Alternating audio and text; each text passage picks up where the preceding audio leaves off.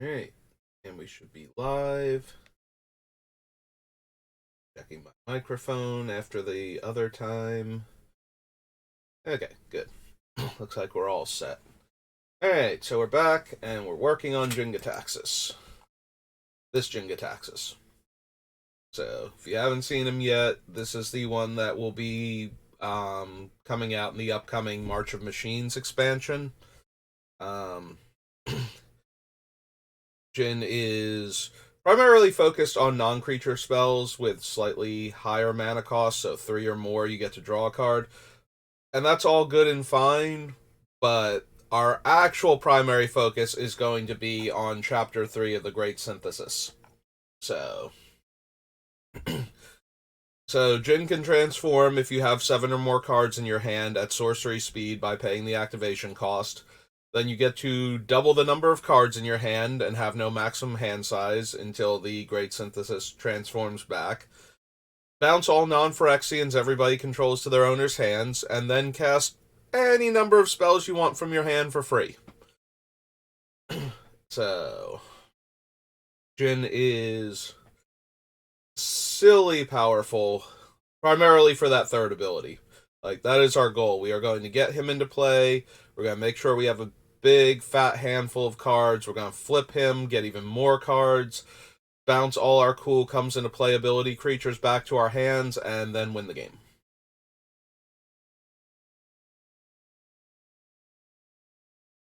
Alright, so let's pop back over here. We are on Ice Age.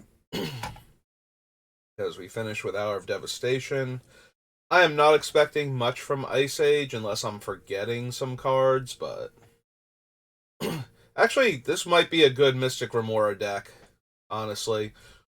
Like, both Rhystic Study and Mystic Remora probably have a place here, because the opponents are even less able to let us draw cards than normal, considering how Jin works.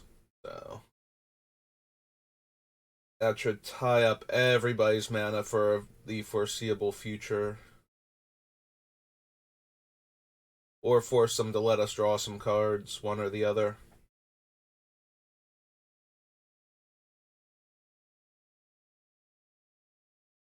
Ice Cauldron, Iceberg, Icy Manipulator, Icy Prison.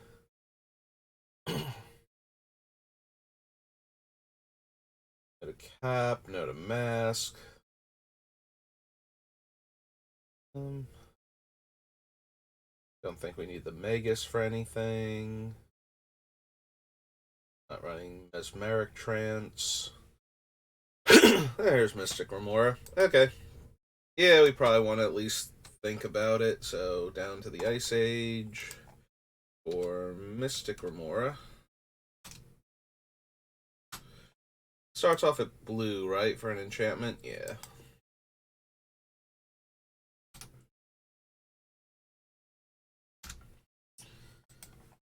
Alright. No, can't run it. No, no. No, Polar Kraken, I don't think so.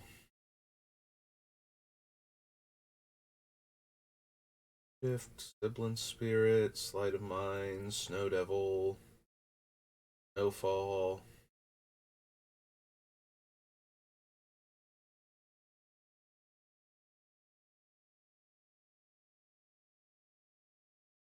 Except for its controller may add an additional blue. If that island is snow, its controller may add an additional. Oh, blue, blue. Sorry, the blues were broken up on the thing, and I kept reading it as a single additional blue. I'm like, the wording sounds off on this card. My brain is not parsing it properly. Simulacrum, Soul Barrier, Staff of Ages. Shut off that pesky island walk. Thunderwall, Time Bomb, Updraft. Ooh, excuse me. Nope. And no. Okay. Hey, I wonder if this little red notice that says somebody responded is a graphics designer who specializes in doing work for streamers and VTubers and whatnot, and is possibly a young blonde woman or an anime girl as the avatar for their page. Because I'm just saying, every time I announce I'm going live on Twitch, I get a different person with all of those usually all of those qualifications. Like, well, yeah, every once in a while it is a blonde anime girl as the picture. Usually, if it's an anime girl, she has like wilder color hair, but I'd say it's like 70% blonde, 30% brunettes and redheads. Always, always a woman. Like, I don't think I've ever had a male or blatantly gender neutral graphics artist follow my Twitter feed or like any of my tweets yet.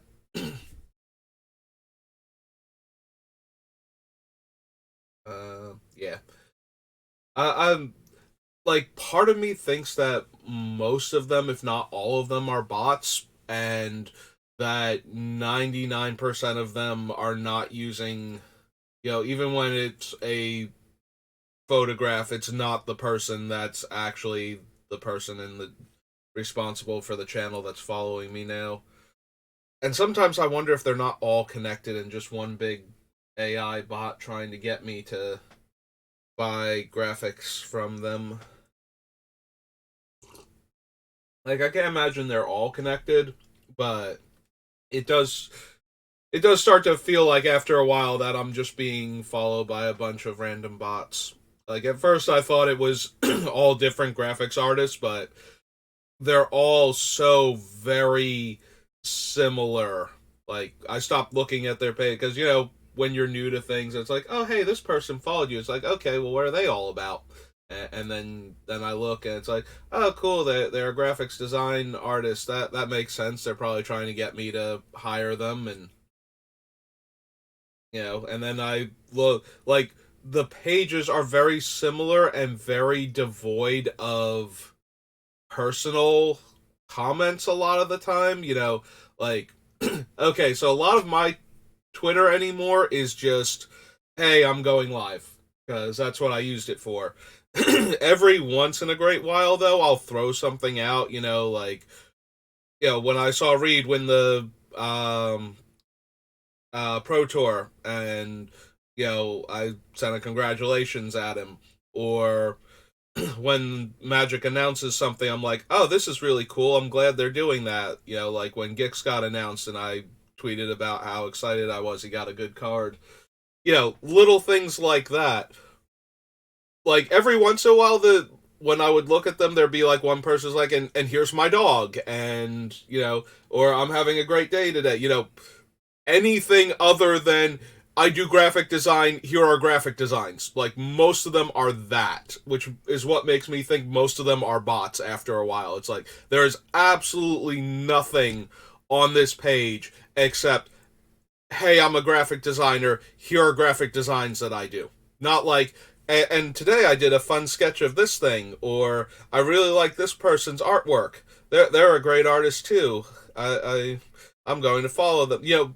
Nothing like that.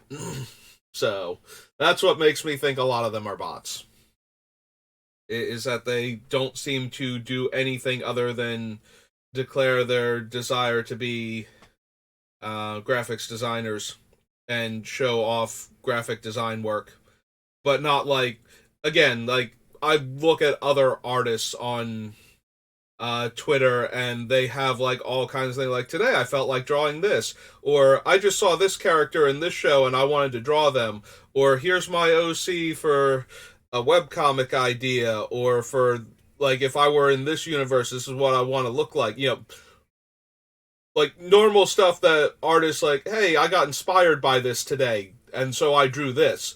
No, it's all like here's a header for what your Twitch page, like the background thing where I have Black Lotus and whatnot. It's like if you wanted to be something original, here's what I can do, and here's like you know like text in style on black space, so that way you could see what a banner with your name on it would look like. Like that's all it is the entire time. So yeah, I see the little red dot that's like next to the Twitter. It's like, hey, you have a notification. It's like, I'm willing to bet I know what it is. All right, Ikoria Commander and Ikoria Lair of the Behemoths. Okay, sure. Now that I know we can do um the commander sets on Gatherer and actually have them organized properly. Yeah, if you don't know what that's all about, I finally figured out why only certain sets aren't organized properly to click on them like this and have them show up in collector order.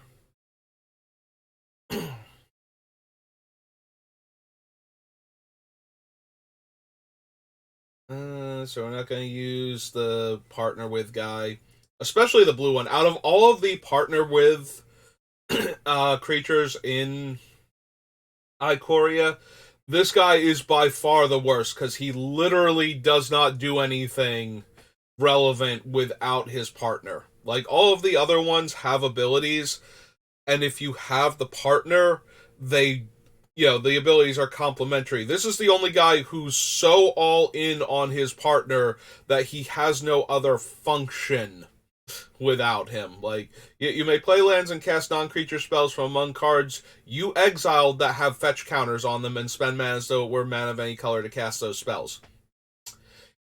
He has absolutely no way to put fetch counters on anything at any point in time ever, nor does any other card currently have that ability, except for the red-green dog that he pairs with.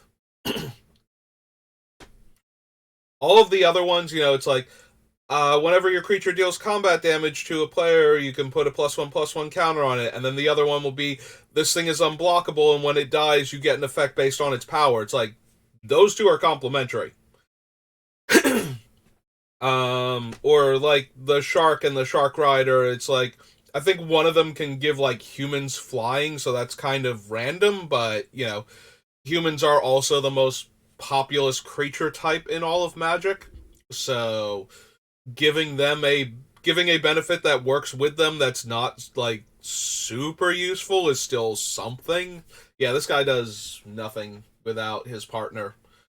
All of the other ones that you can at least consider in decks that can't run both of them. I mean, you can put him in if you need a horn turtle with weird game text that does nothing.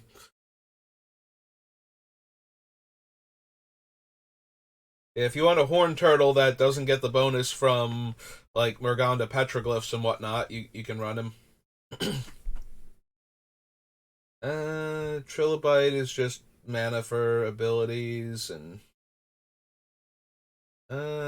cycle a card, you may have it become a copy of another target permanent. No. Choose up to one target creature that player controls. Then return that creature to its owner's hand unless its controller has you draw a card. Yeah, I never liked Decoy Gambit. It's like, if you need the card, most of the time your opponents are going to know it and are just going to bounce their thing, especially if, because you don't have to choose one, but if you don't choose a creature because you don't want to bounce any of their stuff, then you don't get to potentially draw the card from them at all, so it actually does nothing.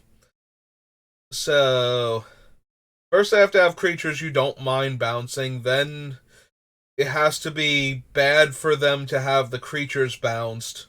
Yeah. Like, we would automatically draw a card just for casting this thing because of how Jin is worded, and we want to draw cards, and I still hate it. Like, Yeah, I don't know. I know they can't just keep designing cards that are great all the time in all situations, but sometimes I look at these cards and I go, in what world was this thing, like, even kind of okay? Like, they put it in there and then they play tested with it, and somebody drew enough cards because the other players didn't want to bounce their things and didn't have good comes into play abilities on their stuff. So, there were good cards to choose to bounce, and they were like, yeah, I guess I can let you have a card rather than bounce my giant non-hasty creature so that I can keep attacking with it. and and they were like, yay, we have a good card now. Yeah, every time I see Decoy Gambit, it's always like, and then meanwhile we come down here and there's Fierce Guardianship, and it's like the power level discrepancy in these two cards is massive. Like, this thing is dumb, and I want it in all of my commander decks, and it might even be a little bit too powerful. This one, I can't imagine ever wanting to put it in my deck. And I kind of prefer cards closer to a middle ground between the two. Things like, no, I can see that there will be decks where this is good and I would want to run it, but it's not like an auto include in every commander deck I make from now until the end of time. Meanwhile, Fierce Guardianship, have we built a blue deck where I did not want Fierce Guardianship yet? Because I'm pretty sure we haven't.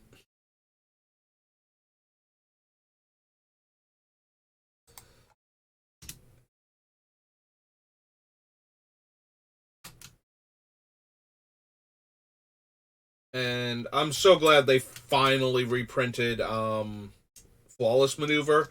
They need to reprint Fierce Guardianship also in Commander decks. Like, just start putting it in there. I could not believe that they did not reprint these cards in multiple Commander decks after they first got released. Like, and then I started to get worried as the price kept going up on them, because there's this mentality for Wizards of the Coast when printing cards like that. Commander is their best selling format right now. Like, cards that are great in Commander move product way better than if they're good in Standard anymore. It used to be Standard moved all the product. Now Commander moves a lot of the product. So you have to have stuff that caters to the Commander players to some degree, or you run the risk of not selling as well as far as sets go. But if you make specifically a commander product and then you put something like the constructed decks especially, so you're guaranteed to get it if you buy the deck, and you put something too expensive into that commander deck, something that is a known quantity that is super expensive, the price for that thing, either it sells out instantly at any place that is selling it for retail and nobody can get them, or you get massively, massively price gouged for it because the one card is worth more than the normal sale price of the deck. Like, Fierce Guardianship is like a $70 card. So if they put it in a commander deck that sells for like $45 normally, that thing will not stay on the shelves long enough because it is a $70 card. The last thing it was available in, sells for like $100+ now because it's got a single $70 card in it guaranteed, plus whatever the rest of the deck is worth. So if they put cards like that into those sets, then the player, like, Commander appeals to a wide swath of players, from the most competitive cutthroat players who like building decks that are 100-card decks that can win consistently on turn 2, to the most casual of casual Magic players who are like, hey, this gives me a thing to build around, and I'm gonna sit down with my friends and have fun. And everybody in between. Like, the only players Commander has almost no appeal to are those who are absolutely focused almost exclusively on limited. And even then, cubes usually wind up adding cards from Commander decks and supplemental products to them to make the drafting experience different, especially when the power level of those cards is on the same scale as the rest of the available cube cards. So, even in a format where Commander shouldn't matter, it sometimes does. So, so yeah, putting a card out there that's super expensive means that the players that want to get those decks just to play with the deck can't. So if they were excited about something that was in the Commander deck that wasn't Fierce Guardianship specifically, they're not going to be able to get that Commander because Fierce Guardianship is selling that entire line of decks out faster than they can get them in stock. Or they have to pay like a massive premium for the deck because of the one card in it. And yeah, there's a whole mentality of Wizards of not wanting that to happen, which I can understand. You want your target audience to be the ones that can get the product. You don't want to release like one of the worst things for commander decks is when you put a like legacy or modern staple in the deck that's worth too much money. And especially back when commander was the casual thing and was not moving it all of the product all of the time, and so then the commander players couldn't get their fun commander cards because True Name Nemesis was in the deck. So everybody who wanted to play Legacy was buying 4 copies of the deck whenever they could and extras just to have that because of how expensive True Name Nemesis was. So they don't want to put cards that are that insanely expensive into the decks and have the decks constantly selling out to people that are not the target audience for the product, especially.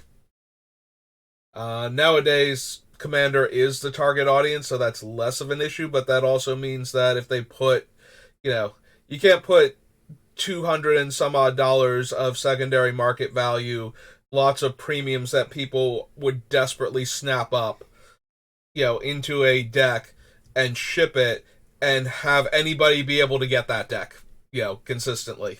Who would want to get it just to have you can't jam a deck full of like $100 plus cards.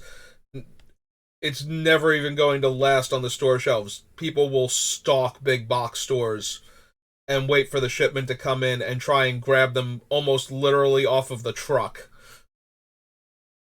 in order to be the ones that get that card.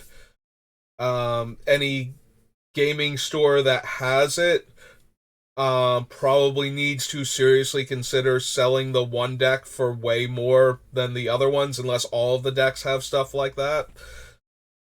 Because, everybody is getting a premium price for this thing because it has so much value crammed into it that you can't not. So, that's where it becomes an issue. And the fact that they did not. So, the whole point of this rambling thing is Fierce Guardianship, Flawless Maneuver, Deflecting SWAT, those 3 especially. Deadly Rollick is okay, and the Fog, whose name I can never remember, is okay. Like, they're playable in a lot of decks, but they're not as good. Yeah, like, Fierce Guardianship I will run over Force of Negation and Pact of Negation. Like, Force of Will is the only free counterspell where I look at that and I look at Fierce Guardianship and I'm like, I'll run Force of Will first before I'll run Fierce Guardianship. The rest of the free counterspell line, I normally will run Fierce Guardianship over them. Like, all of them. Flawless Maneuver, I will run over basically all of the other my creatures gain indestructible until end of turn effects. I don't think there's a single one of them that if it were in my colors, like Boros Charm, Grand Crescendo, um, the one with addendum that gives your guys +1/+1 counters and vigilance. Like, yeah, I will run all of those only after Flawless Maneuver is in my deck. Deflecting SWAT, there's not a lot of, like, I don't even think I would run most target changing abilities except maybe the one that's also a fork. It's like from Lorwyn block. It's 2 red and 2. You can change the target of the spell, but then you can also copy the spell. It's got like a giant on it, just casually deflecting a spell, and I forget the name of it now, but like I normally don't even run cards like that, but deflecting SWAT is worth considering because it can protect your things for free.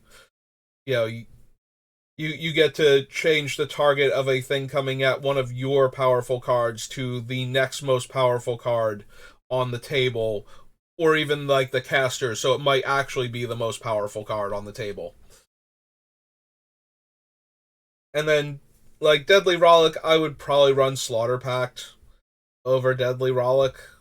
Um, just because Deadly Rollick is like 4 when you don't have your commander, and it doesn't hit planeswalkers either. So, like, if Deadly Rollick hit planeswalkers, I would probably run it over Slaughter Pact at that point. But that's the fact that it doesn't kind of relegates it to um like it's just creatures, so I would not run it. And then the fog, like fogs are not great, but having access to a free spell just for having your commander that's situationally good is at least maybe worth considering. Usually I don't have the deck space for a fog to begin with, but if I was running a deck that was, I guess I'd have to be very, very aggro where I want all of my creatures tapped every turn anyway. So that way it invites counterattacks, so that way I can fog, and then now that player's defenses are down because they thought I was vulnerable. Like, it's not great. Um, but yeah, so I have a very high opinion of all of this cycle. And the, like, Fierce Guardianship is one of the best cards ever for commander. Like, you tap out for your commander and you now have another free counter spell that can protect the commander. Like, that was always a thing in blue, is tapping out for your commander while having Force of Will, Pact of Negation, foil, thwart even maybe, like depending on how your deck works. Um and now Force of Negation from the master sets, like all of these are cards that you would run in your deck to protect your commander so that you can tap out for your expensive commander and have these spells to protect them. Fierce Guardianship is right up there. Like I said, I put it directly below Force of Will for best card. And let's be honest, if you are protecting your commander from a non-creature spell, Fierce Guardianship is better than Force of Will. Like, you don't lose the other card, you don't lose a life, you still protect your creature, you didn't need any mana. Like, it's perfect for what you are trying to accomplish. Like, 99% of the time, it's going to be better than Force of Will. Force of Will is still better because even when it's worse than Fierce Guardianship, it's still like, you're giving up a little bit more to cast it. Like, it still does the thing. It doesn't do a worse job. And the few times where Fierce Guardianship can't save your guy, Ravenous Chupacabra and whatnot, you still get to save your guy with Force of Will. So, Fierce Guardianship, like, I understand the price. I don't understand why they let it get to that point. Like, these should have been auto includes for like the next three commander decks as reprints. Um, like the next 3 years for like the mainline commander decks of the year absolutely should have been in them. And the fact that they weren't, in fact, these things are so dumb. I kind of feel like they should have been uncommons and you should have gotten one in each of the colors that you got them in. So if you bought like all of the commander decks, you should have three of each of them. Um, right? Because it'd be it, and it's two enemy colors, and then the ones where it's paired with one of its enemy colors and the other one, yeah. So like the red blue white one should have had it, and then the um green blue black one should have had it, and the red blue, do we do red blue white? All right, red blue white, blue black green, and um blue white. I think I keep doing like the Jeskai colors twice. Um, but it's like Jeskai, Temer, and Sultai colors. There we go. Figured it out. All should have had like Fierce Guardianship in them and the other two matching ones for their colors. And they didn't do that, and because that, I feel like they're that powerful that you want to have access to them. And in retrospect, I never normally buy multiple copies of commander decks, and this and these came out like during the pandemic where it was difficult to actually get out and get product, and I wasn't getting to play Magic, so I think I just kind of let them pass. Like I got my copies of them, like I mail ordered them and whatnot, but I didn't, or eBayed them or whatever, but I did not get extras. And it's been a while since I bought extras of a commander deck. I think the last time I did it was what's her name? The She wound up getting reprinted in other things, so I probably didn't need to. Containment Priest. I got like I was at like a Walmart or a Target or something, and they had the decks at retail, and I bought like the Containment Priest one. But yeah, normally I don't buy like extras of commander decks, but this one I regret it with how expensive all of these things are. Like I wish I had gotten more, especially the Fierce Guardianship and the um, Flawless Maneuver, because they're just so dumb. So I'm glad that Flawless Maneuver finally got reprinted. They need to reprint Fierce Guardianship in the commander decks also, though, and probably the other ones too. Like they're not anywhere near as expensive, but I don't think they should not reprint them because of that. I think they're still very playable. Um, and I would like to see more of them in print. Alright, so that was my whole rant on Fierce Guardianship. I know I've touched on this a bit, but it's just, I feel like Wizard should have known better what this thing was going to do. Especially the white and the blue ones. Like they're just so obviously powerful, and the type of thing that you would, they are the type of effect that you would latch onto immediately if you ever played with a commander that is difficult to protect and is a lightning rod for removal.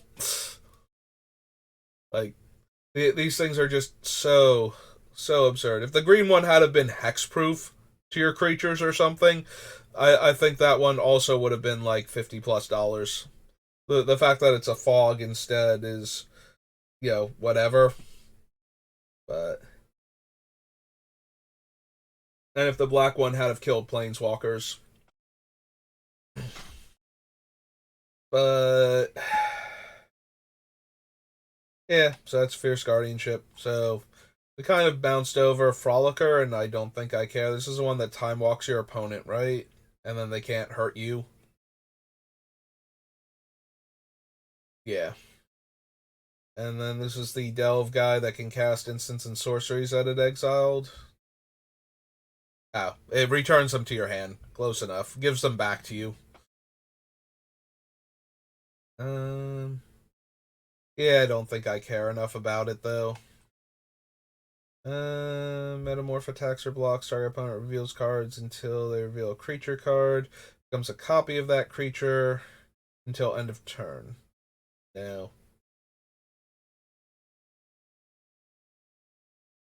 Goaded, and when it attacks, I can scry too. Don't think so. This creature mutates. Gain control of target non-creature artifact. Nope. Do we care at all about Tidal Barracuda? My instinct says no. Like, the only upside with Tidal Barracuda is that because the opponents can't play spells on my turn, they don't get to respawn to Synthesis Chapter 3.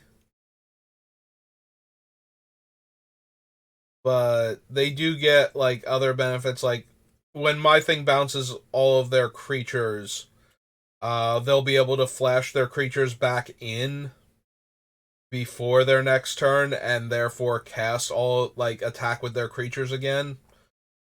Except for the person that goes immediately after me. They're the only ones who wouldn't be able to do that. But the other two players in a 4-player game would be able to do that, so that kind of undercuts some of the strength of um, Great Synthesis Chapter 2.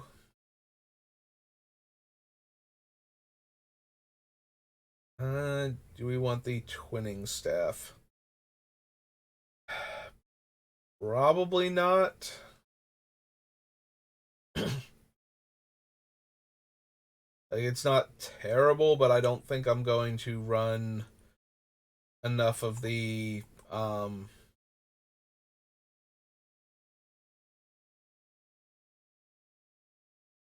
spells that I'm going to want to copy, and enough copying effects on top of that to make Twinning Staff that good. Yeah, I don't think I'm going to do, like, too many of the Time Walk effects. I do think we're going to have, like, some of the bigger ones, like Expropriate and Time Stretch, seem likely in this deck just because I get to cast them for free, but... Alright, so that was Ikoria Commander. Let's do Lair of the Behemoths now.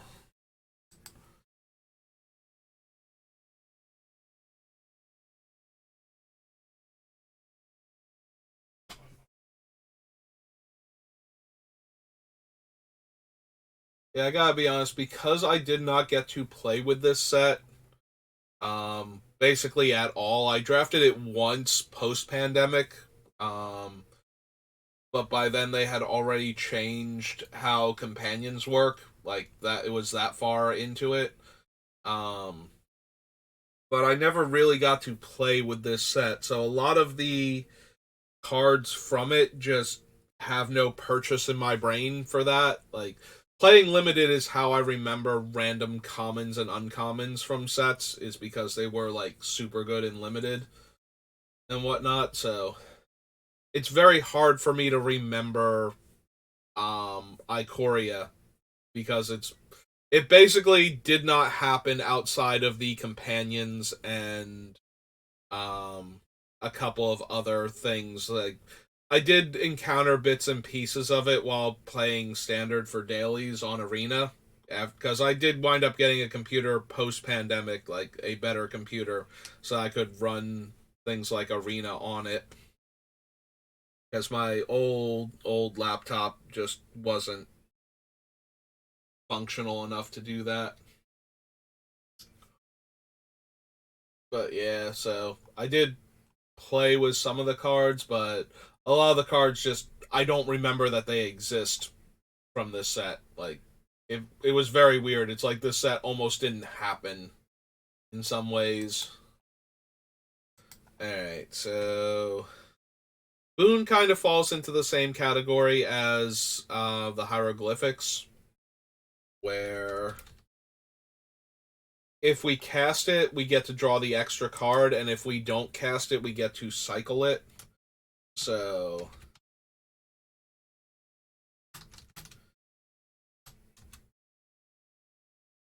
I don't know if it's going to make the deck. The main reason why it probably won't is it being a sorcery.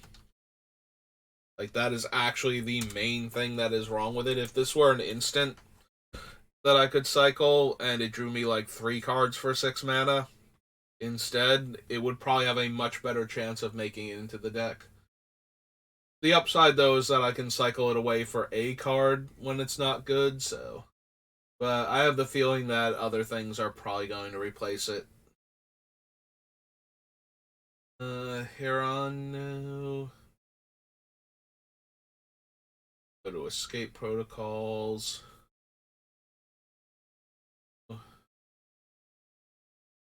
Starfinder.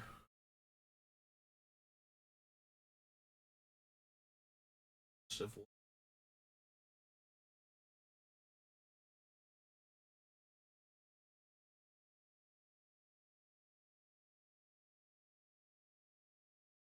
Triomes.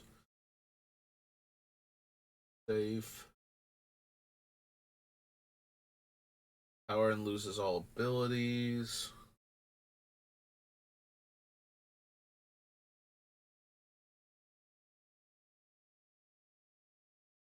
Subdual is not terrible.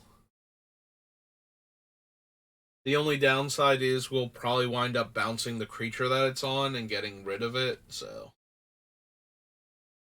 probably don't need it. Alright, if we can actually get some humans into this deck, of one mind would be playable. Similar to the Winged Words or whatever it's called. We still get to draw the card off of Jin even if we pay the reduced cost because it is still a 3 mana spell. So even if we cast it for 1, we still get it. Do we care at all about Ominous Seas? So the one benefit to Ominous Seas is we don't have to make the Kraken right away. Like, a lot of the other cards, it's like you cast an instant or sorcery and you get the token immediately. Like, this one you can store the counters and we can wait until like Jin's ability, like chapter 2 goes off, and then make the creatures afterwards. And we will probably take a while to build Jin back up to his chapter 2 after that, if we even need to do it at all. So, but I don't know how much we'll need a bunch of 8/8 Krakens at that point, and it feels like Ominous Seas might just explode in the meantime, as players try and deal with both our problematic enchantments and other ones too.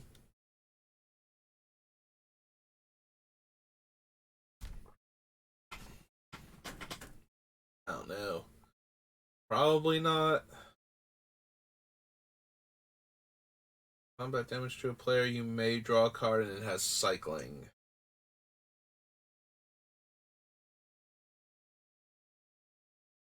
Yeah, probably run by enough Thassa over Reconnaissance Mission if we bother with either effect.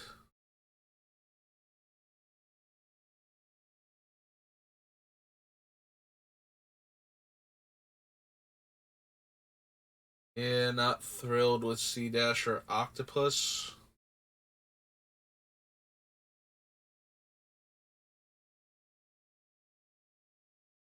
Dark Typhoon runs in the same problem as all the other ones. That thing.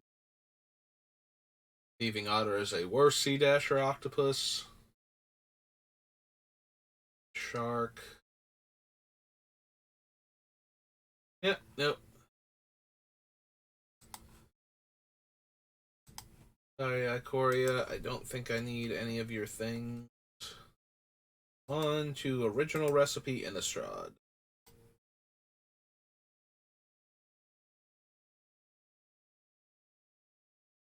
Definitely one of my all-time favorite limited formats. I know it's a lot of people's favorite limited format, but any time I can draft a infinite loop in limited that just lets me grind the game out for maximum value and lets me run whatever cards I wanted to, like blue green, self mill with runic repetition and memory's journey, and then I had two swamps in the deck and a bloodline keeper, and it was amazing.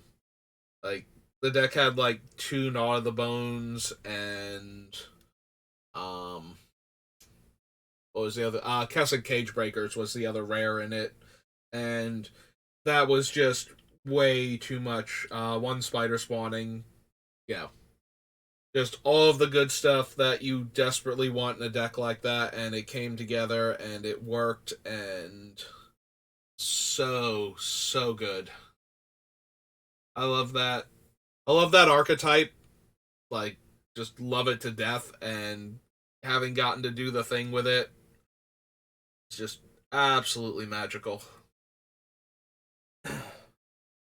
Definitely one of my favorite archetypes ever for draft. Five color morph though was way more consistent in Cons of Tarkir, and way easier to get. So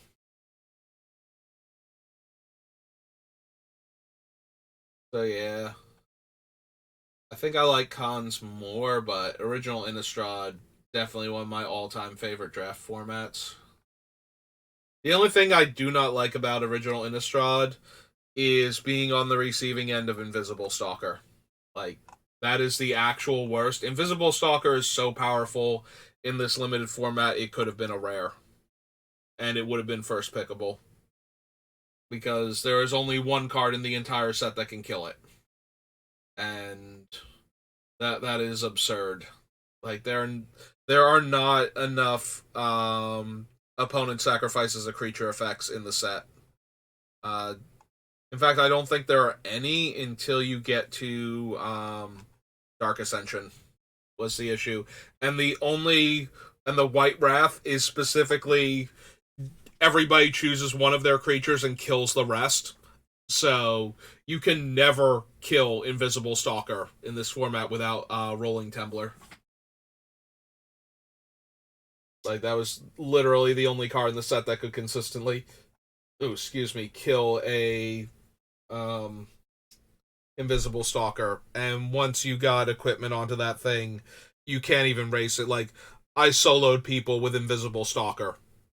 It was literally the only thing that dealt damage to them, and we were racing the entire time, and I killed them. Um, Things like Silver Inlay Dagger and Butcher's Cleaver just go through people when you can't block it. Yeah, I don't know. We have Butcher's Cleaver up here, right? Yep, there we go. +3/+0. If it's human, it has lifelink. Invisible Stalker is a human. That is a 4-power, unblockable lifelink creature. Inlay Dagger is cheaper and gives +3/+0 if it's attached to a human. It's like +2/+0, and if the creature's human, it gets another extra power. So, yeah. You put either of those on Invisible Stalker, and you just win the game. It is almost exactly that easy.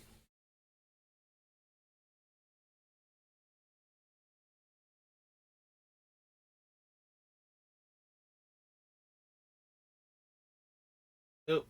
Nope. The Rig, Grasp of Phantasms. No.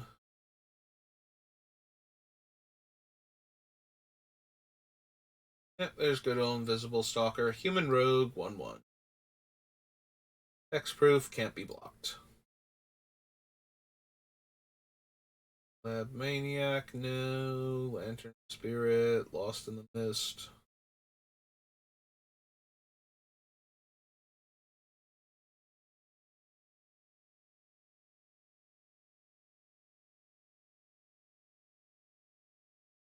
There's Memory's Journey. 3 cards back into your deck. Flashback for green. Then Runic Repetition lets you get a exiled flashback card back. Good times. Good times.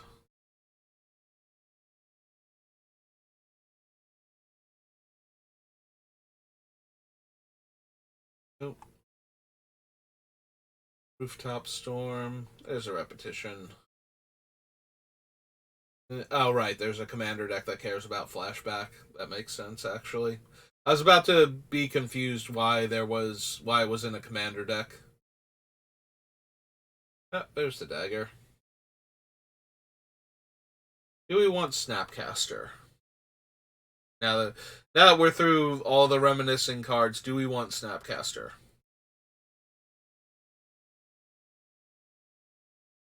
Maybe.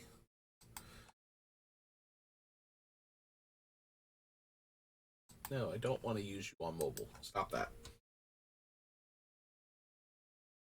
Innistrad. Snapcaster. Mage. Blue. Human Wizard.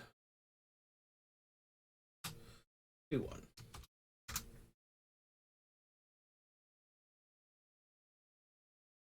I don't need that.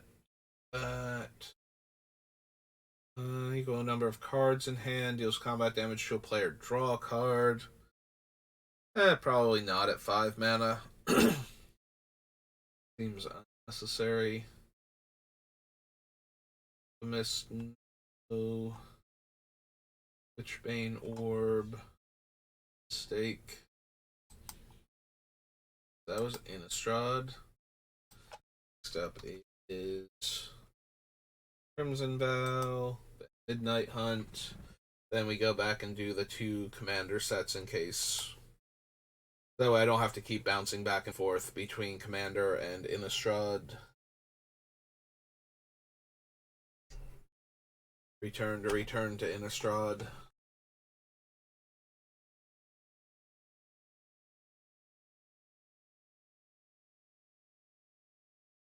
Retrieval.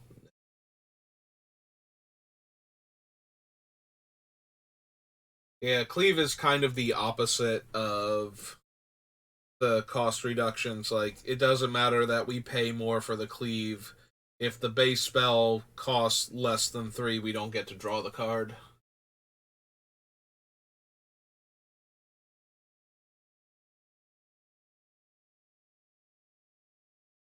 There's the battlefield or text exile card. Can play spells from the library if they match the card.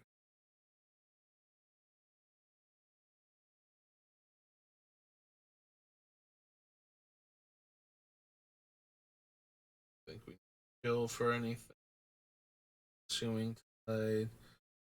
Turn all non-land permanents not chosen this way to owner's hand. Then you draw a card for each opponent who has more cards in their hand than you. Unfortunately, I don't think we're going to get to draw a lot of cards that way.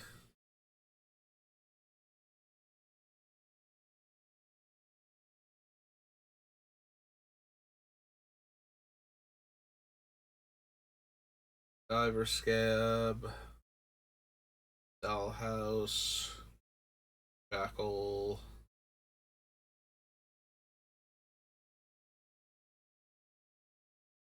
Death, Voting Statue, Snake, Rolf,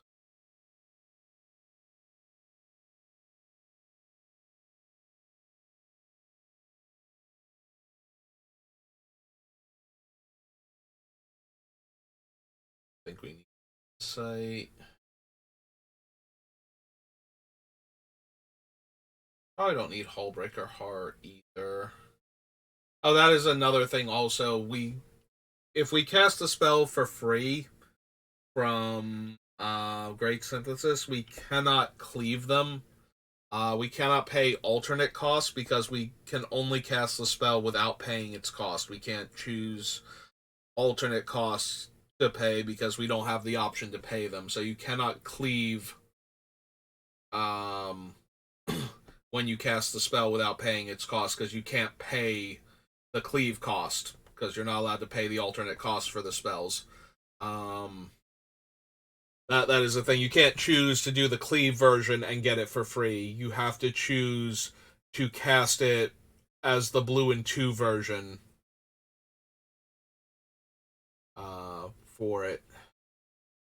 Also, I like how the text over here does not actually have the brackets in place for it. But yeah, we can't run Inspired Idea. Because if we do, we have to actually definitely have our maximum hand size is infinite. Otherwise, the reduction will stop us from ever getting 7 cards in our hand. So,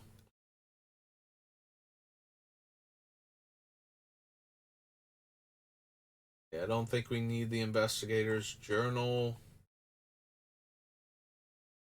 It's all right, and we already put in like Maze Mind Tome for consideration, but I think this one is a little more dodgy than that. Like, you're guaranteed to get up to 4 cards out of Maze Mind Tome.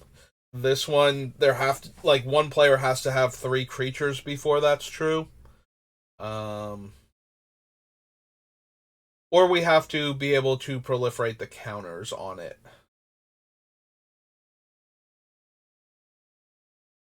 Like, that would also technically work.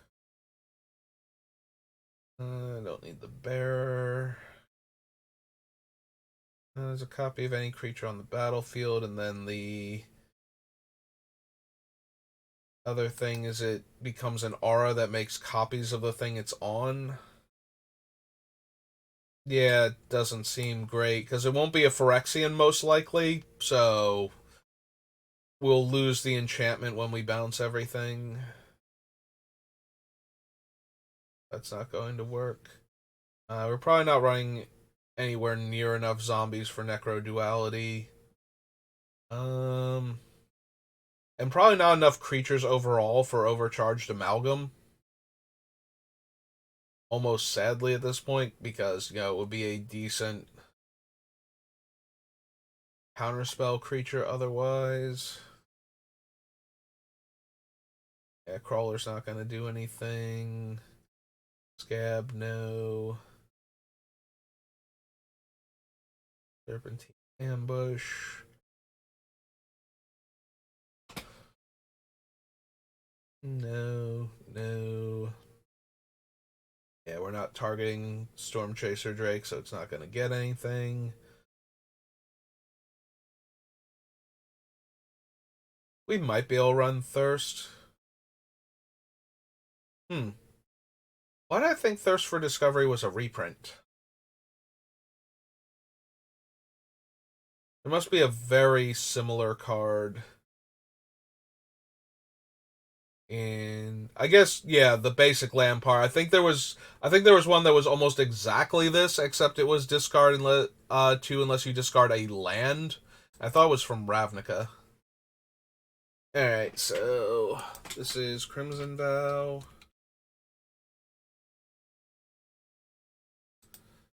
Thirst for Discovery.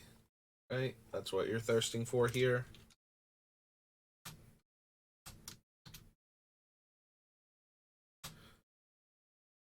2 blue. Instant. Because, yeah, we will get to draw 4 cards with Jin, and because we are a mono blue deck, we will almost definitely have an island to discard. So we get to draw 3 off of this thing. And we get to keep 3 off of the cards that we draw, rather.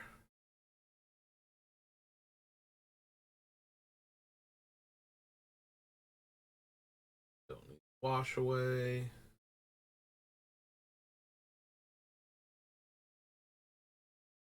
Wizard. Can't run Wing Portent.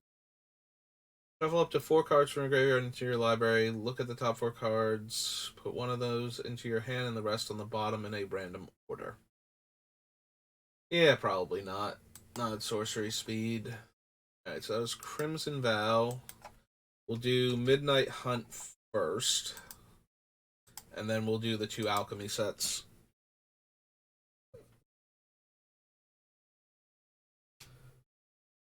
I think I think we get cards from both alchemy sets. Um, well, we get like the couple of random cards from the set boosters at least, but I think we get cards from both of them. One of them's a zombie deck, one of them's a blue black zombie deck, and the other one I think has is a spirit deck. Like I think there's blue black zombies with like white green power toughness matters, and then there's black red vampires and blue white spirits. I think were the commander decks.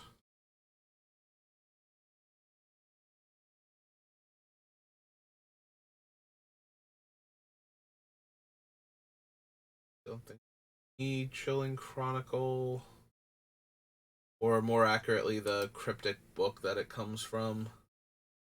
Two tap, draw a card, transform it. One tap, tap target non-land permanent, transform it.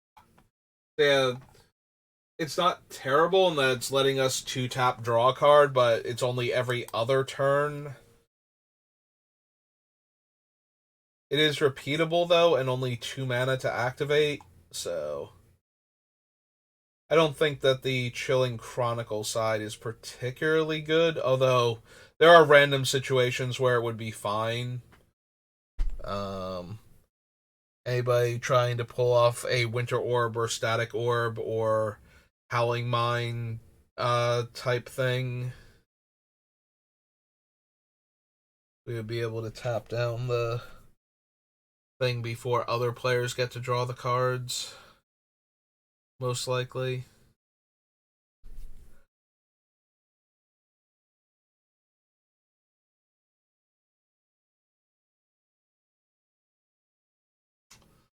I don't need Covetous Castaway. Yeah, I don't think we actually need the Mysterious Tome. Any number of target players other than that player each draw cards equal to the number of curses attached to that player. Probably don't need that. I don't think we're running any of the other curses, including the ones that give us access to cards, so it feels like Curse of Surveillance is just a very weird Honden of Seeing Wind at that point, which would still be like borderline playable, but I passed up on the Honden and I don't see us running any other curses yet. So if I find another curse where it's like, actually, you know what? Yes to that one, then maybe we come back and consider the Curse of Surveillance, but I don't think so.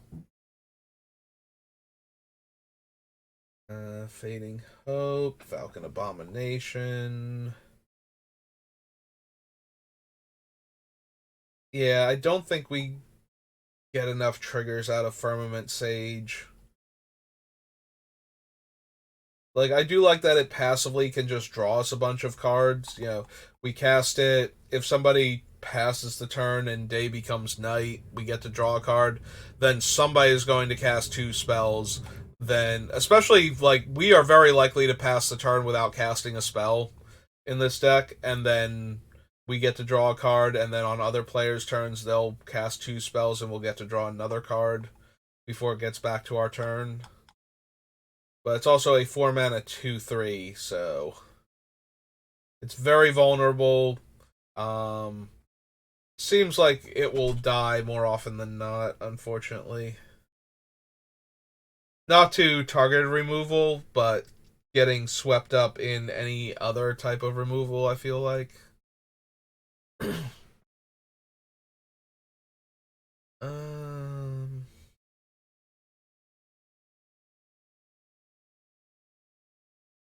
yeah, I can't imagine Liar is going to be good. I'm going to want to run counter spells in this deck, and Liar isn't going to help me at all because of that. Memory Deluge doesn't work when you cast it for free, so that one, like, it's okay. Like, we don't have to cast it off of Great Synthesis, so in fact, we never ever want to.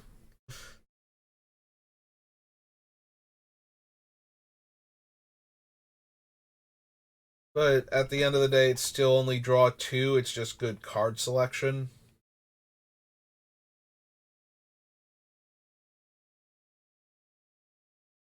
Or whenever you cast a spell from your graveyard.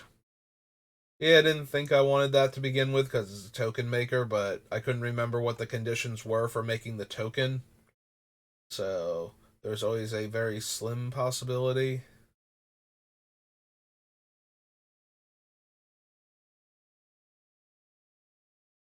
Rest into your graveyard. Yeah, don't really have the graveyard shenanigans necessary for an organ hoarder to be good.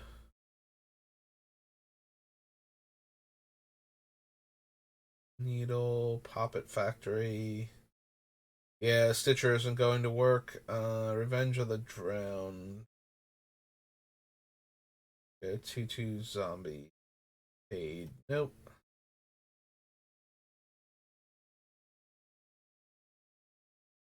No, the Secret of the Key. Unless we get some other cards that care about investigating.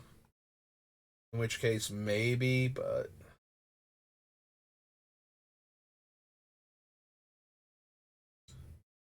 Sludge Monster. Don't need Spectral Adversary. Startle. I would run Suspicious Stowaway if we could, but unfortunately that green color identity on the back makes it sad.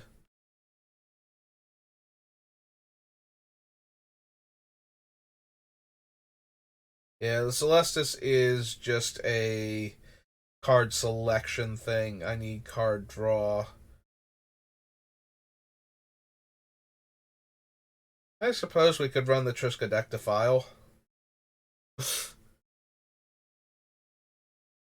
Like, there's a very real chance. I mean, we have 7 cards in our hand when we transform Jin, so that would put us to 14. So if we play a land after that and pass, the Triskaidectaphile has to die before our next upkeep, or we win the game.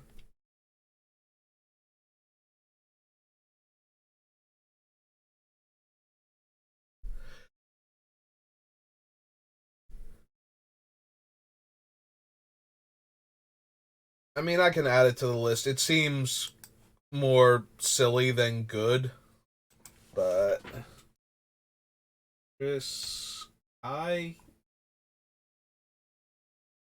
yeah, Triskaidectaphile file left off the S up here.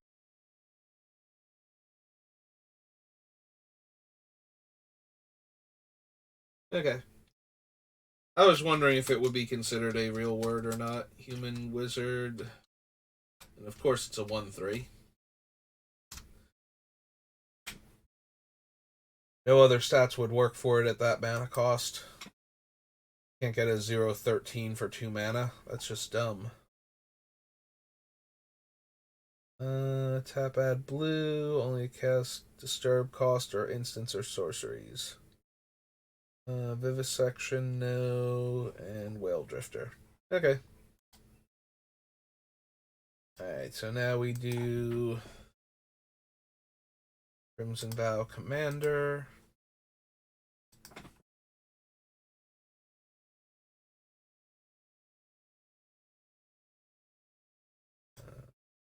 That button. Ever cast a non-legendary creature spell with flying, you may copy it except it's a 1/1 spirit. Do this only once each turn. If you cast a creature spell during your opponent's turn, tap up to 1 target creature. X is the number of opponents you have. Whenever you draw your second card each turn, make a spirit. Each player reveals the top card for each creature card revealed this way. Create a token that's a copy.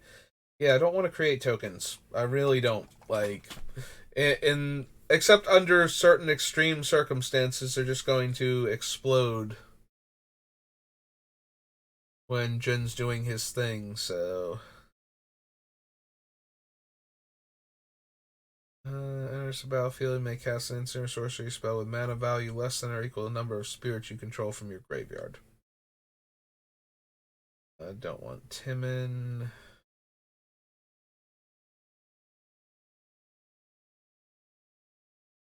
Those cards equal to their toughness, and then we're into the reprint cards. Yep, okay. So that ain't gonna do anything for us. Alright, on to Midnight Hunt Commander then. See if there's anything there. Alchemy and Commander.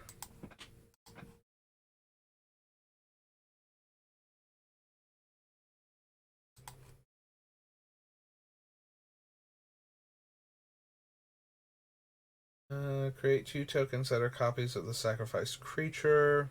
No.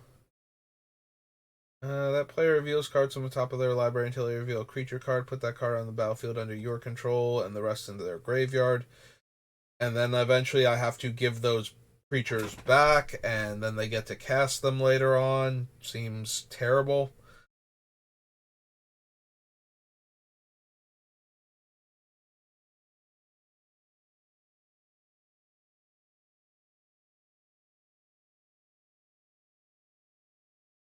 Oh no, Hordewing Scab is new also.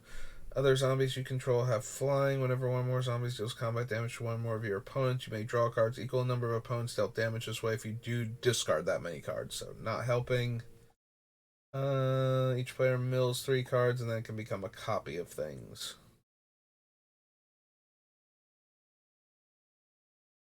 Wait, why is Rooftop Storm ahead of Visions of Duplicity?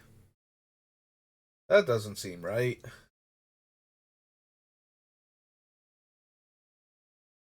An Undead Alchemist is ahead of everything else alphabetically. Yeah, that is weird. Okay. Change control of 2 target creatures you don't control. Yeah, no. Not doing anything for us, so. Alright, so that was all the commander sets for Ian Estrad. Revisit. Onward to Invasion, another set that is sure to have tons of cards for my monochromatic deck.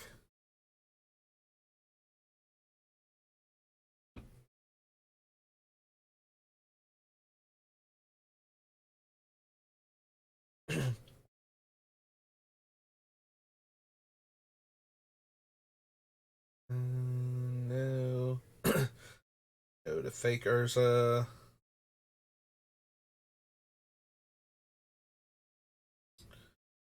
Breaking Wave. Ooh. Crystal Spray. Yeah, apparently just a tiny bit of water did not go down the right tube, and now I'm going to choke to death. So if I start hacking and coughing, I apologize. Maybe. Maybe it's settled down. Now that I talked about it, it's like, okay, I'm appeased. I won't choke the life out of you for it. Yeah, I think I'm scrolling a bit too fast. Was any of this any good? Think we need Distorting Wake at all? Definitely don't need Dream Thrush. Empress Galena isn't doing much for us. I mean, she steals it, and then eventually we bounce her. Oh, wait, actually, well, we eventually bounce the other thing anyway, and then have to give it back. Because of that, so. Do we want Exclude? Is a counterspell that draws us 2 cards when our commander is in play, but only for creatures.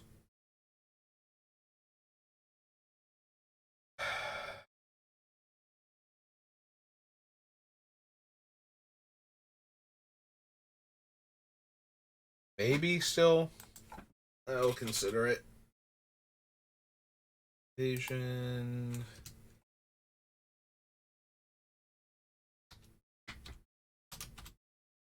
Blue instant.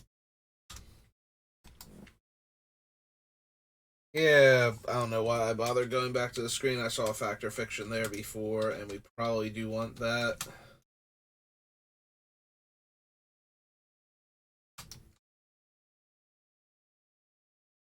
sometimes we'll just be taking the bigger pile to make sure we can flip Jin-Gitaxias. Can't cast spells that share color with the spell most recently cast this turn. Don't think so. Search your library for 3 cards, exile them, then shuffle, draw a card.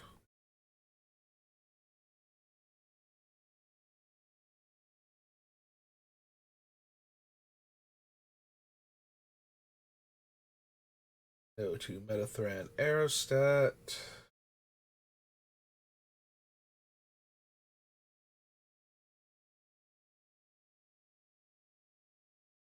Opt, Phantasmal Terrain, Phyrexian Altar, Phyrexian Lens, Planar Portal. Can't run Probe, Prohibit. Player chooses one or more targets. Each player reveals the top card of their library. Oh, right, it's that thing. Repulse, maybe? Also, only affects creatures, so that's not the best, but does let us draw a card, and therefore 2 cards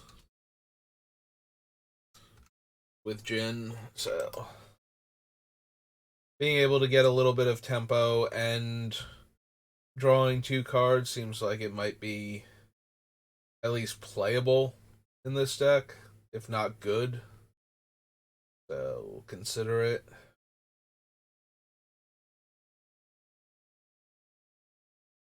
That or that. No, no, no. Run. No, no, no.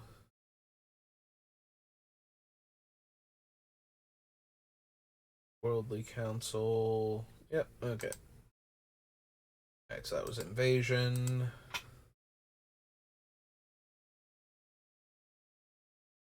On to Ixalan.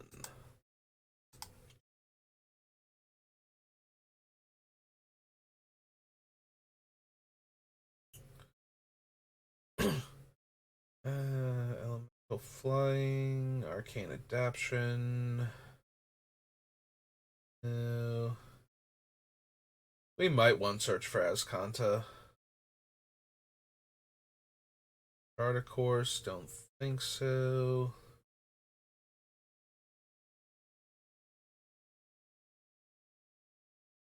Yeah, you probably don't need Conqueror's Galleon either. Discard a card, so no to Daring Saboteur.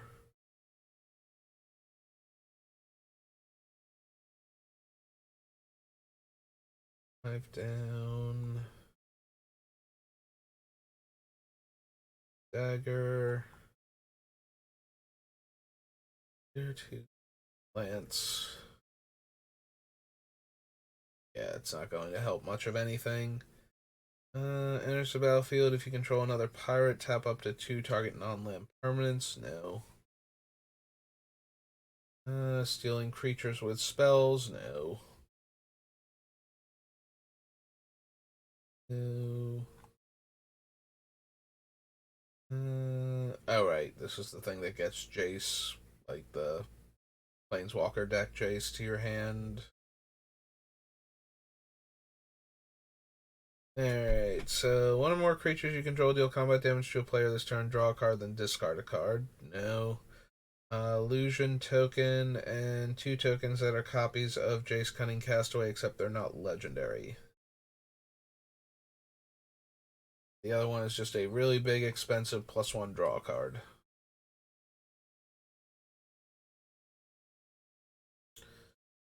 Don't need Kapala. Dispersal. No. Silly as it would be to draw 7 cards with this deck, don't actually think so.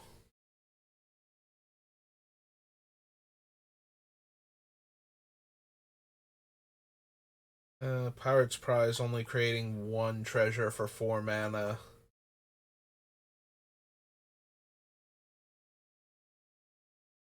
Probably not. I know you get to draw a bunch of cards, but sorcery speed and only making the 1 treasure means we're really not going to be able to hold up anything to protect ourselves without one more mana than the spell's casting cost, assuming it resolves.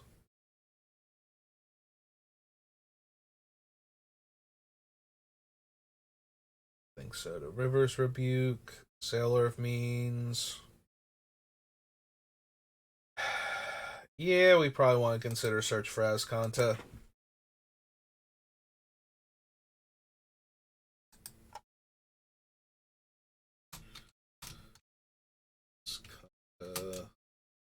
Blue and 1, right?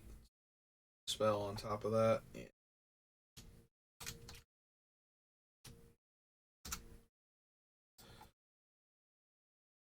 Sentinel Totem.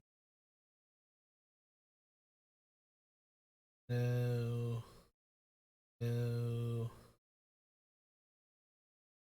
Back this turn, you draw a card, then discard a card. No. Don't think so, Shorekeeper.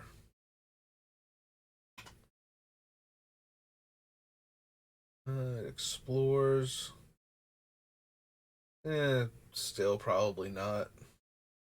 Like, Explorer's not terrible because every time it's a land we get to draw a card. But it's also not great because we could be just straight up drawing a card when our thing comes into play.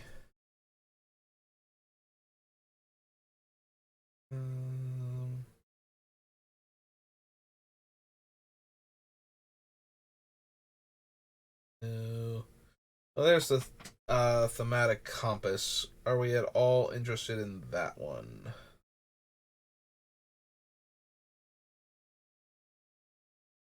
Transform thematic compass.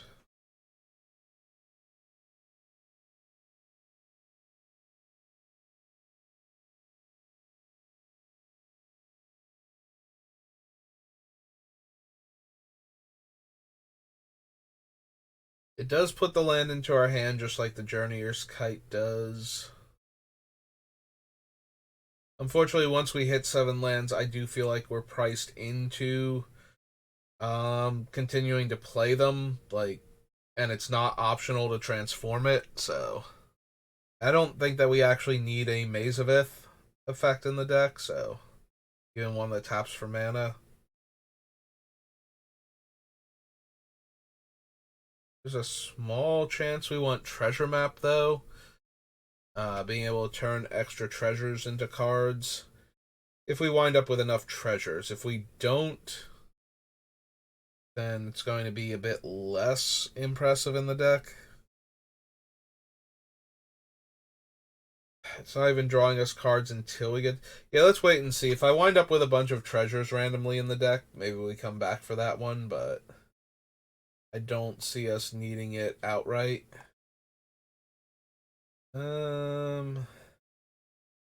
Conqueror's Banner would depend entirely on how many of any given creature we wind up with in the deck. Like, if almost all of our creatures are wizards, for example, maybe I want the banner just so I draw a card when I cast a creature spell, and I would get to draw a card for playing the banner in the first place.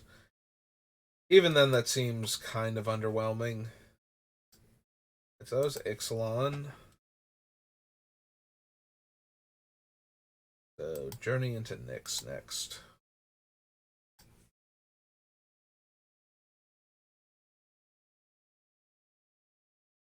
Don't need the formation. Unless to cast for each creature it targets. Not super helpful in this deck. No. No. Use the top card of their library. You may put the reveal cards into their owner's graveyards. If you don't, each player draws a card. Nope.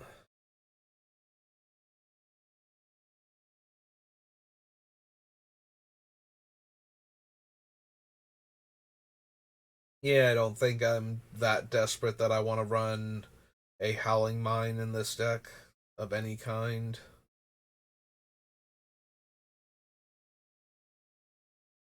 No, no, no,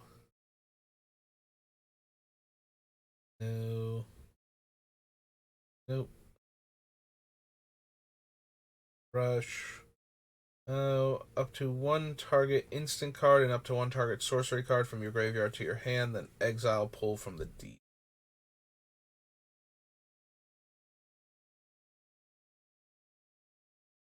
Nah, I don't think we actually need it.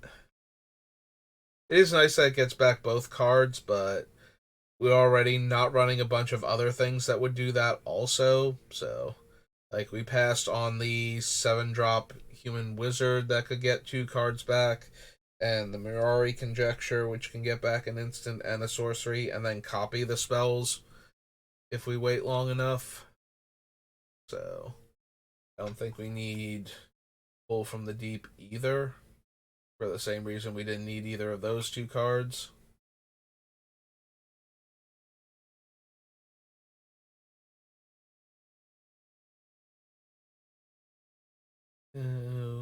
And I don't think any of these. Okay. So that's Journey into Nyx. After Journey comes Judgment, Jumpstart sets.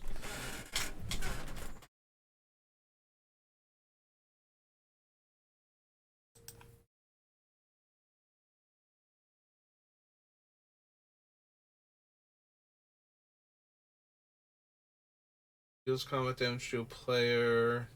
No. Gain Shroud. No.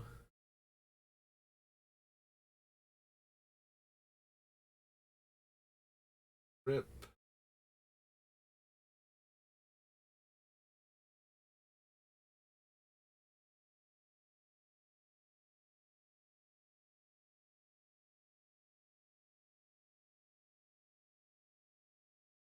Don't untap. The player chooses a permanent for each card in their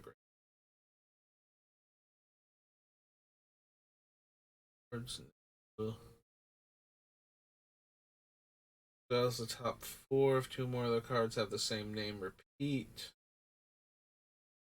Don't think Spelljack.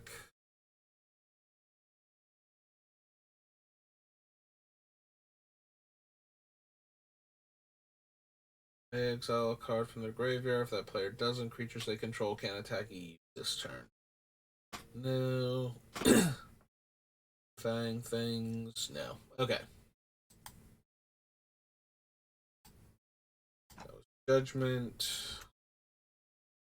On to Jumpstart.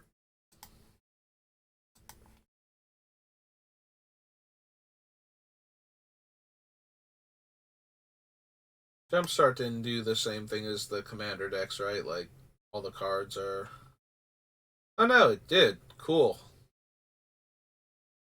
I could not remember if it actually did that or not. Check and. Alright, so artifact card from the graveyard to your hand. Probably not. We're not milling.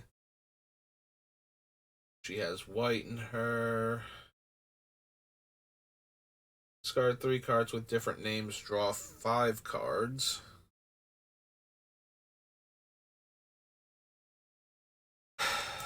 I don't think we actually need that.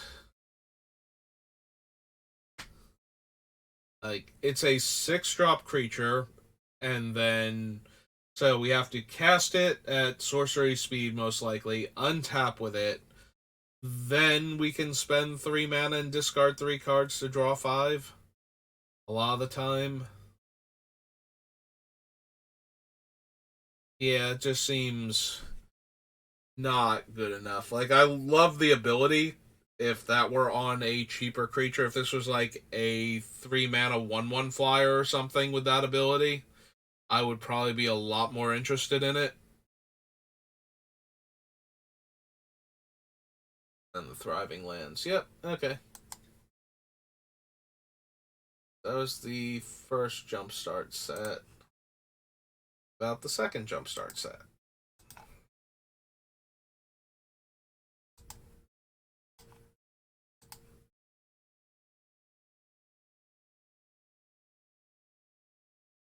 Alright, does it work for this one too? I'm assuming yes.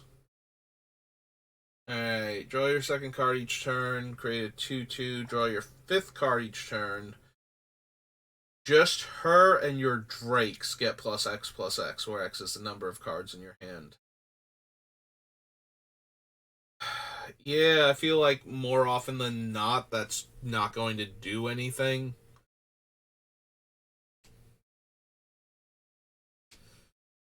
I mean, except for the one turn where she's already in play and made some drakes, and we flip Jin-Gitaxias and draw 7 cards and trigger her on the fifth card draw, which won't resolve until after we've gotten the full hand. So we give our creatures, like, we give her drakes and herself +14 or something.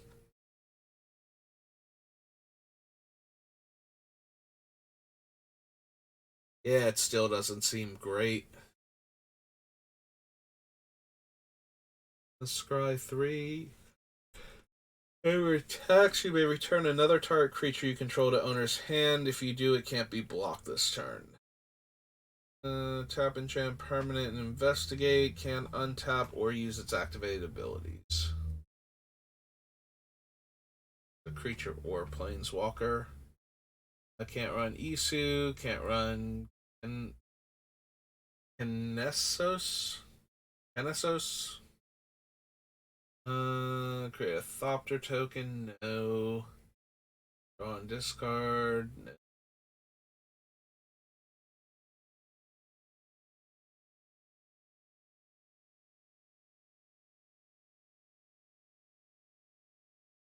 Unless they pay 4 or draw 2 cards.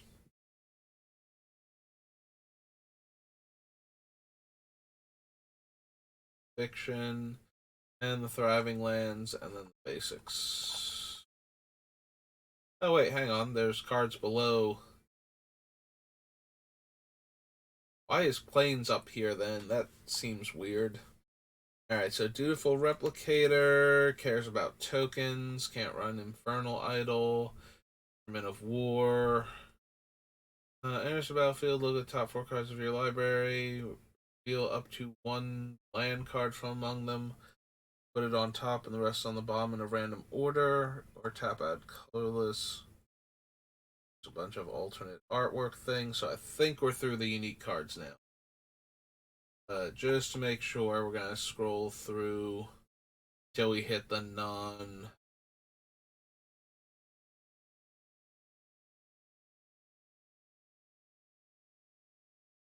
dark cards, which I think we did now with the. Okay, yep, there we go. Just making sure. That was Jumpstart 22. Kaladesh.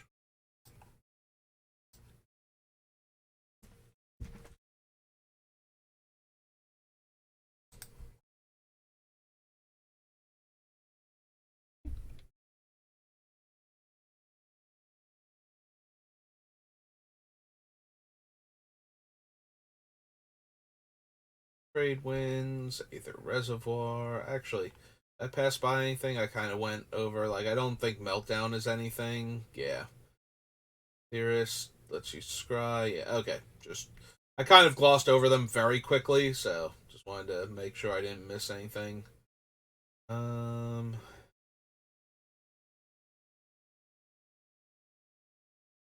Target permanent or player, give that permanent or player another counter of that type. Yeah.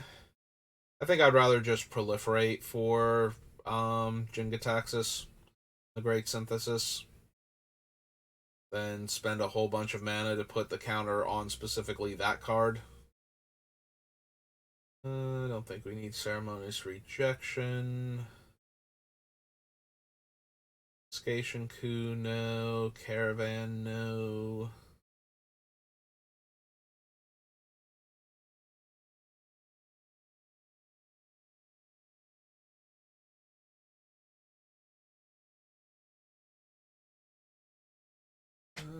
Perfect. Or Artificer. Draw 3 cards. Don't think so.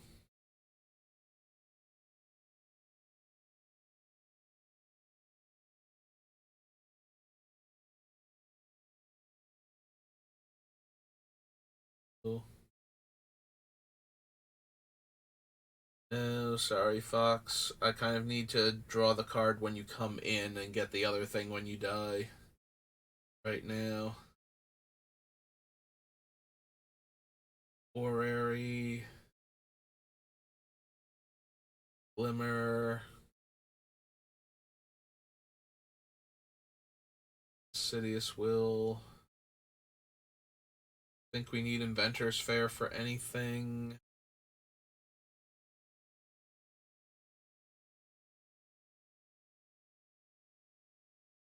The city. Yeah, I was thinking Metallurgic summons before, but we really will lose all of the artifacts is the problem. Like we'll lose all of the tokens it's making. So that would mean we'd have to have 6 or more natural non-creature artifacts in play in order to activate this. To potentially get back all of the spells that we've cast so we can cast them for free again. And that's like the best we can do.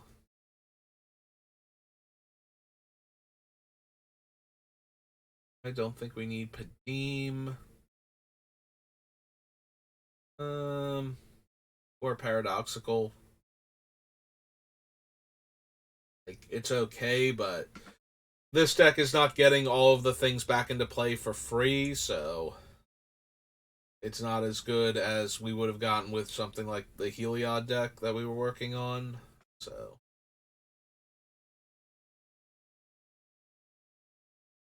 I think we need Artistry.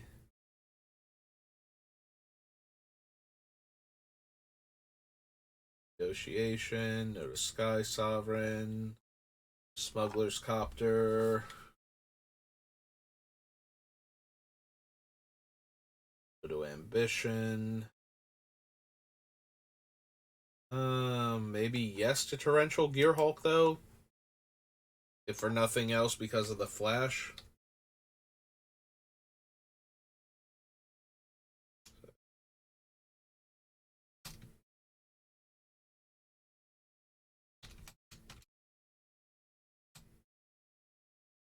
They're constructs, right? Construct 6.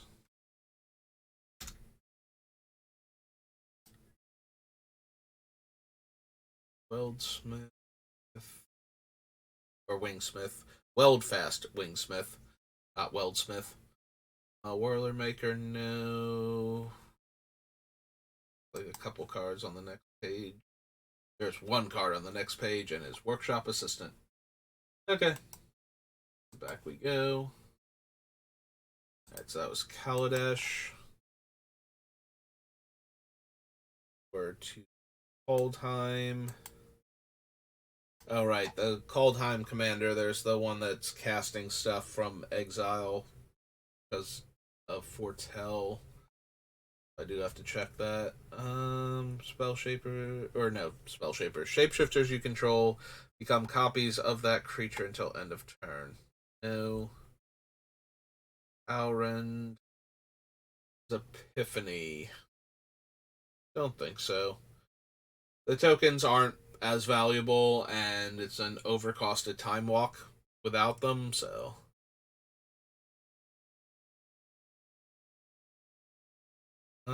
Behold is not terrible. Scry 2, then draw 3 with, well, no, we would draw a card, then we would scry 2 and draw 2, because the trigger would go above Behold the Multiverse. But we still get 3 cards in our hand, and we get to do it with the Foretell cost, we get to do it cheaply, or basically at the same price, but we get to make sure we don't need the mana for anything till we cast it. Hold the Multiverse.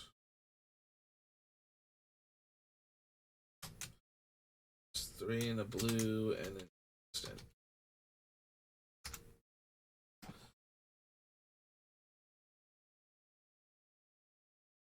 To bind the monster, Brine Barrow Intruder, Osama. Whenever a land enters the battlefield under your control, if Kosama is exiled, you may put a voyage counter on it. If you don't, return to the battlefield with X11 counters and draw X cards, where X is the number of voyage counters on it. So we cast Kosama. She has to sit and play for a turn cycle. If we get back to my turn, I exile her. Then, as long as she's exiled, every time I landfall, she gets a counter. Until I decide that instead I'd like to draw cards equal the number of counters.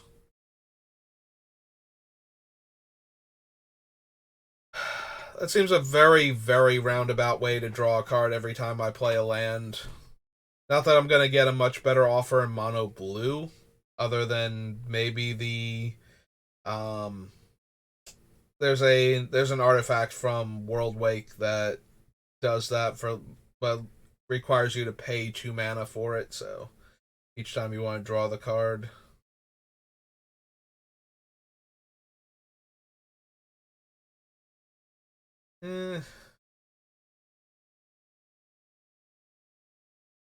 What does the Omen Keel do again? I forget. It lets you get lands, right? Their vehicle deals combat damage to a player. That player exiles that many cards from the top of their library. You may play lands from among those cards as long as they remain exiled. But then we don't have access to Kosama. Yeah, probably not. Cosmos Elixir is just underwhelming. And we don't gain life, so. And it has to be greater than our starting life total, not greater than 20. Yeah, it's a whole lot that has to be going right. And I feel like we start getting attacked immediately just to stop us from drawing cards off the elixir. So that isn't really helping anything.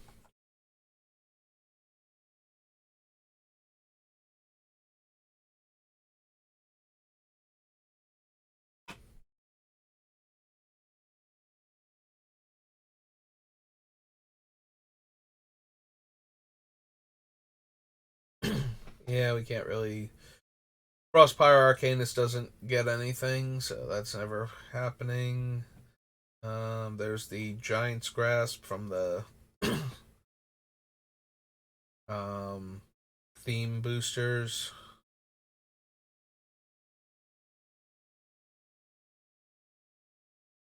Yeah, Glimpses card selection.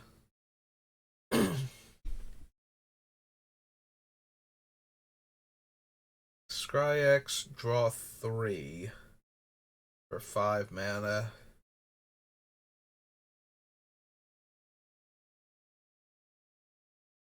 I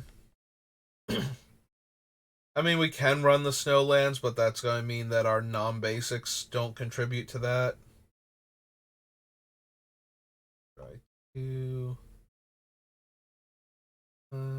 Cost 1 less to cast for each Snowland. No.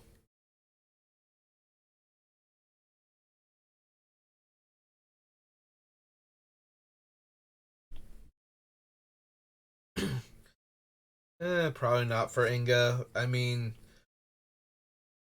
it's not super, super hard to have her draw you 3 cards. She just kind of needs to get caught up in a Wrath effect. The downside to that is if the players can, they might kill her just to stop that from being true, so that way she doesn't die in the same turn as 3 other creatures died, or 2 other creatures died.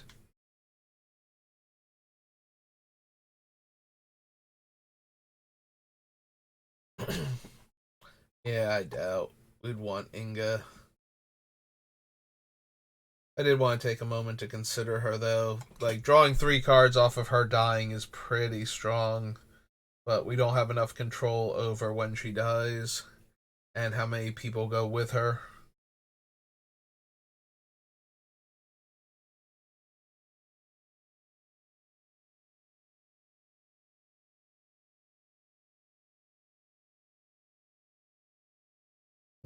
Creature or vehicle. Mistwalker, no. Orvar. No.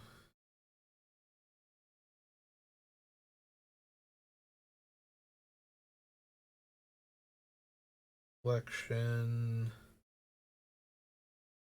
Collection's a tiny bit tempting because it does take out a lot of creatures and planeswalkers by making them copies of something far less impressive. But we're not going to have the tokens necessary to consistently have something awful to turn them into, so. Yeah, no, if we could turn our opponent's, like, high end planeswalker or something into a Thopter randomly, that would probably be okay, but.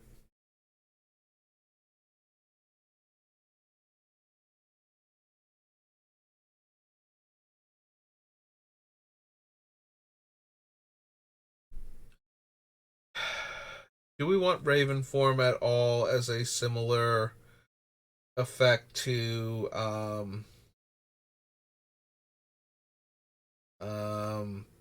the one from Fate Reforged that exiles a creature for 2 mana?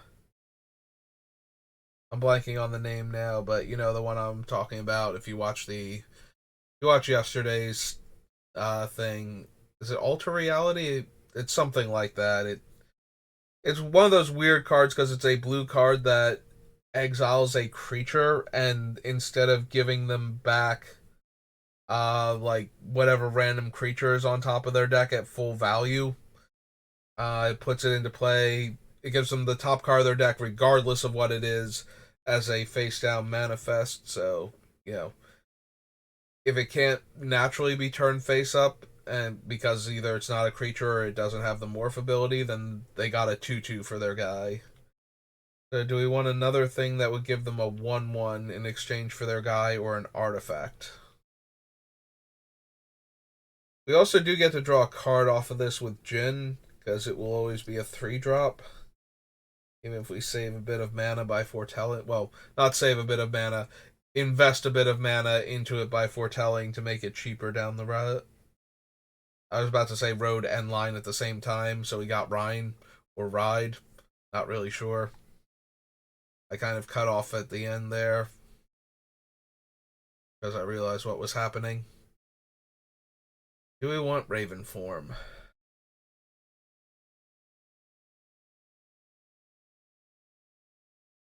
There is some temptation because it exiles the thing and the bird token will go away. In much the same way, like maybe we run this instead of Pongify. Actually, Raven form, 2 blue, and a sorcery. The only thing I don't like about it is the sorcery aspect of it. Oh, Raven form is one word. Yeah.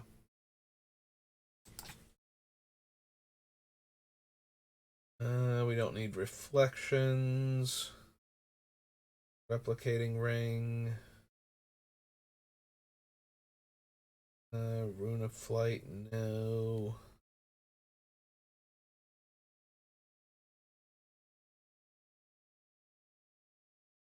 No, no.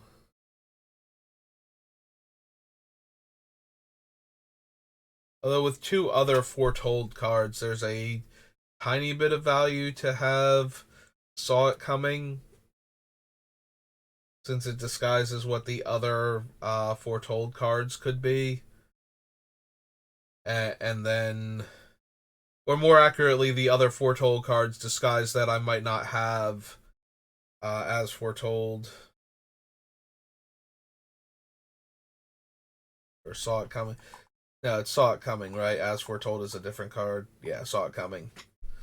I'm like, wait a minute, I'm not anywhere near the A's. There's no way it's called As Foretold. I think that card's from like a Monkhead or something. But yeah, with Saw It Coming, we get the benefit of disguising that it might be Saw It Coming, and then maybe we get credit for having Saw It Coming. Um, in our foretold pile, but I don't think it's amazing without the foretell. And if we foretell it, then it's going to be a 4 mana counterspell that turn cycle. And it's after that that it's 2 mana for the rest of the game. Well, until we cast it, at least.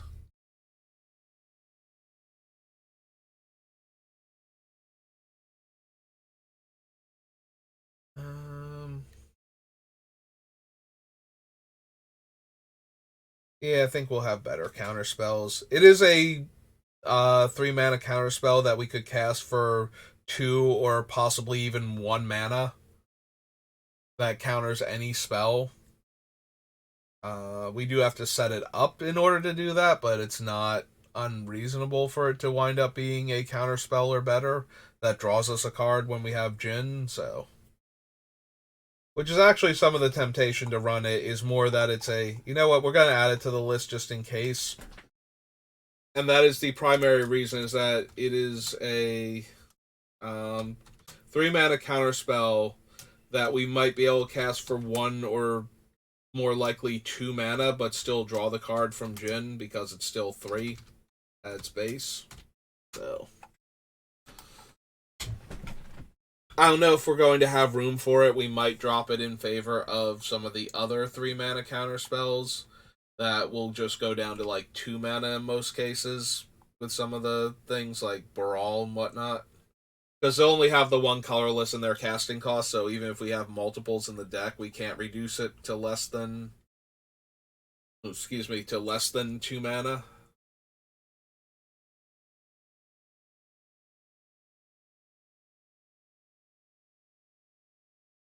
Alright, so that was call time. Alright, I think I'm going to call it there. I have to get ready for work in an hour. I have to leave in an hour, so I want to do a couple other things first. So, yeah, that's going to do it for me for today. So, that's part 3 of building Jin. I hope you're all enjoying this because I think Jin's going to be a powerhouse. We're going to have a whole bunch of control cards, and then we're going to get to what is functionally an ultimate on the saga side of him, and just get to dump all of the big scary spells from our hand for free while holding up all of our mana for counter spells, and then flip Jin back over to the other side so we get to draw cards when we do things like that in order to protect our big spells. But yeah, that's going to do it for Jin and for me for today. So I will see you next time, and have a good rest of your day for watching.